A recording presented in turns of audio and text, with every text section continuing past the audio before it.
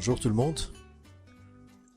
Un nouveau rendez-vous avec mes élèves de la première année du bac, toutes branches confondues, avec une nouvelle leçon. Cette fois-ci, c'est une leçon de langue. Il s'agit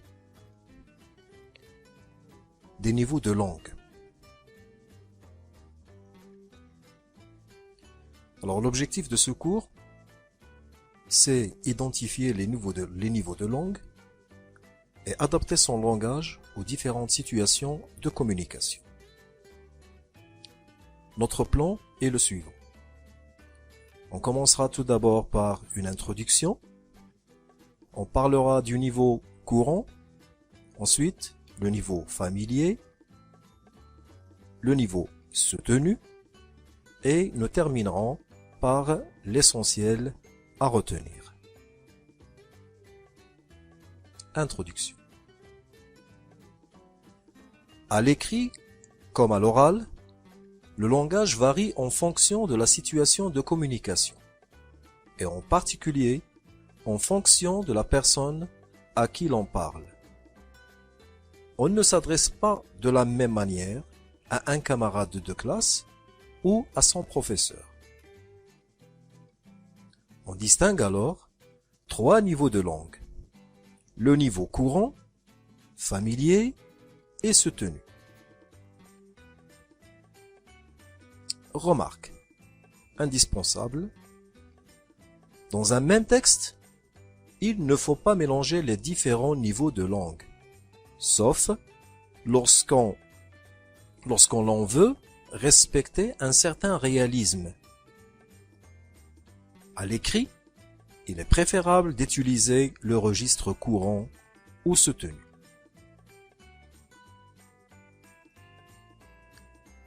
Le niveau courant. C'est le langage qui est utilisé dans les situations quotidiennes. On peut l'utiliser en classe, prise de parole, exposé, devoir écrit, manuel scolaire, dans les journaux, les informations télévisées, etc. Exemple. À quelques jours du festival, une panne informatique retarde l'envoi des programmes. C'est le langage courant ou bien un niveau courant. Quels sont donc les indices qui permettent de reconnaître le langage courant? On reconnaît le langage courant aux phrases courtes et de construction correcte, au vocabulaire courant, poli, sans formule de politesse, avec vouvoiement ou tutoiement, c'est-à-dire en utilisant vous ou bien tu.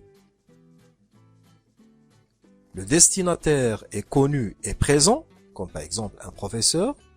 Il peut aussi s'agir d'un destinataire plus général, comme le lecteur d'un journal papier, ou bien celui qui regarde le journal télévisé, ou un élève qui travaille avec son manuel.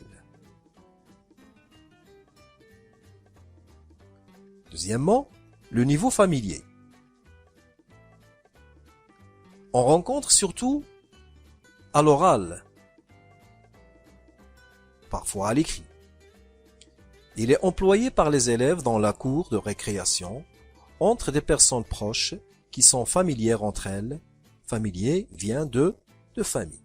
Donc, on l'utilise avec des personnes que l'on connaît très bien. On peut aussi le rencontrer dans certaines émissions de télévision qui font croire que les présentateurs et les spectateurs sont des amis. Exemple. Il y a un problème d'ordinateur. Les programmes n'ont pas pu être envoyés. Donc, vous remarquez ici, la phrase, elle est bizarrement construite et on va voir pourquoi dans les indices. Les indices. On reconnaît le langage familier au vocabulaire simple, relâché, argotique ou abrégé. Les colloques au lieu de colocataire. Aux constructions parfois incorrectes, les négations incomplètes ont pas pu, comme on a vu dans l'exemple, au lieu de n'ont pas pu. Les structures raccourcies et incorrectes à l'écrit je suis petit, donc au lieu de dire je suis petit. À la prononciation incorrecte, il y a au lieu de il y a. Et enfin, le destinataire est un membre de la famille, proche ou un ami. Le troisième niveau, le niveau soutenu. On le trouve surtout à l'écrit, dans les œuvres littéraires et à l'oral dans certaines circonstances où il faut faire très attention à son langage, comme les examens, concours, lettres et discours officiels. Exemple. À quelques jours du festival, l'expédition des programmes a dû être différée en raison d'un incident informatique qui a provoqué l'interruption des machines. Les indices. On reconnaît le langage soutenu grâce aux phrases complexes, aux constructions des phrases souvent longues et recherchées, au vocabulaire riche, précis et varié, souvent puisé dans des dictionnaires. Le destinataire est un adulte, inconnu ou respecté, ou un responsable au travail. Alors, après cette présentation des trois niveaux de langue, l'essentiel à retenir est: à l'écrit comme à l'oral, on distingue trois niveaux de langue. Le niveau courant, le niveau familier et le niveau soutenu.